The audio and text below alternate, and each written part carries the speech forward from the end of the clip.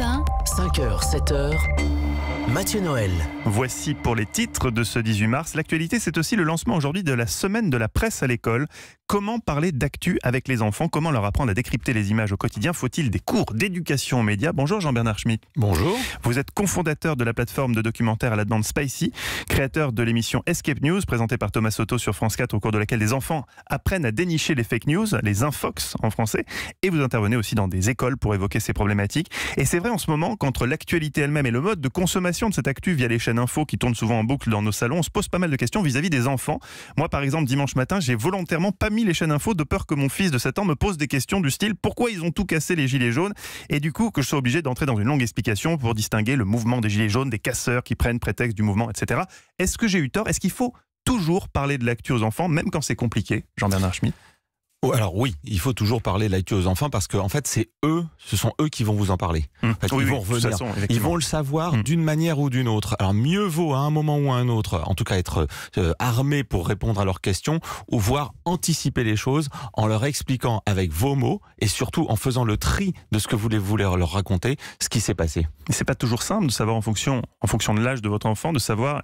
On n'est pas toujours préparé aux questions qu'ils nous posent en fait. Ce que je veux dire, c'est que nous, la manière dont on expliquerait par exemple la crise des gilets jaunes à un adulte n'est pas du tout la même de la manière dont il faudrait l'expliquer à un enfant.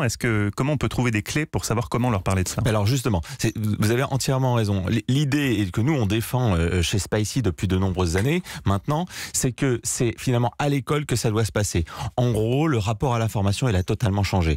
Entre les chaînes d'infos, vous le disiez, mais aussi évidemment Internet, les réseaux sociaux, dès le plus jeune âge en fait, que les jeunes reçoivent de manière souvent isolée, sans les parents, sur leur portable, en le partageant avec leurs copains. Il est hyper important désormais de pouvoir donner dès le plus jeune âge des clés, une sorte de boîte à outils, d'armer intellectuellement les enfants puis les jeunes à comprendre l'information. Cette boîte à outils. Moi je veux cette boîte à outils. Alors la boîte à outils, alors il y a plusieurs façons. Nous chez Spicy, on en apporte une partie, mais puisqu'on est dans la semaine de la presse à l'école, l'idée c'est que des médias, nous, vous, etc., puissent aider l'éducation nationale à acquérir et à utiliser cette boîte à outils. Donc, nous, ce qu'on défend depuis très longtemps, c'est que l'éducation aux médias doit devenir une matière à part entière à l'école. Dès l'école, puis le collège, puis le lycée, avec des gradations différentes. En gros, ça doit rentrer comme le français, comme les maths, comme l'histoire, dans la palette d'enseignements fondamentaux à l'école. Les fameuses fake news dont on parle beaucoup et dont les infox en français, est-ce que les enfants sont réellement plus influencés par les infox que les adultes? En fait, ils sont pas nécessairement plus influencés, mais il faut partir du principe, et ça c'est pas un problème, mais c'est une évidence qu'ils sont moins armés à la base. Mais c'est normal, ils n'ont pas le bagage intellectuel, historique, culturel, c'est tout à fait normal. Et puis surtout, donc ça veut dire moins de recul, donc une capacité à pouvoir partager, commenter très très vite, etc. Donc c'est normal. En fait, il faut qu'ils puissent acquérir un savoir fondamental que les adultes, et là, malheureusement on se rend compte que ça ne suffit pas vu tout ce qu'on voit, mais que les adultes peuvent avoir de manière plus prononcée. Les jeunes, les enfants ne l'ont pas ça, donc c'est normal qu'ils soient à un moment ou à un autre plus friables et plus perméables aux infox. Eva Roch. Comment vous faites concrètement dans les écoles pour les informer sur ces infox et d'une façon générale sur le décryptage aux médias? Alors, nous, on part du principe que, justement, il faut être dans la pratique. C'est ça qui est assez amusant. Donc, on en reparlera, d'ailleurs, c'est ce qui a présidé aussi à l'idée de Escape News, d'être aussi dans du ludique, dans du pédagogique, mais il faut être dans la pratique. En gros, je vous donne un exemple. Alors, ça s'adresse plutôt aux lycéens, mais en fait, c'est un peu la même chose avec tout le monde. On a créé des contenus, on a été très en pointe sur les contenus, sur la lutte contre les théories du complot. Eh bien, très vite, quand on a lancé nos contenus et nos docs sur les théories du complot, on a été contacté par des enseignants qui nous ont dit « Je ne sais pas quoi répondre à mes élèves sur ces questions-là, venez m'aider ».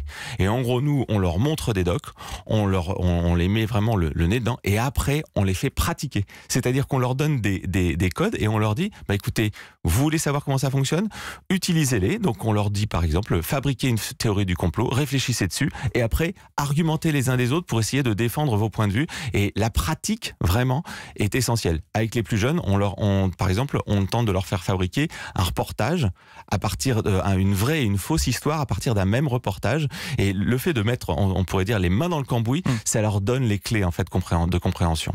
Est-ce que ce sera ma dernière question, mais ça va pas dans votre sens. Est-ce que le problème, c'est pas tout simplement que les enfants sont trop exposés aux écrans? Il y a beaucoup de pédopsychiatres qui disent que de toute façon, le problème, c'est la toxicité des écrans, au-delà de ce qu'on y voit ou ce qu'on y apprend. Est-ce que vous, à Spicy, bon, ça va pas dans votre sens, mais est-ce que vous prenez une limitation du temps d'écran pour les enfants? Alors, je vais vous dire. Vous êtes embarrassé là. Ouais, alors, je vais prêcher contre ma paroisse, et en tant que père de famille, ouais. Évidemment.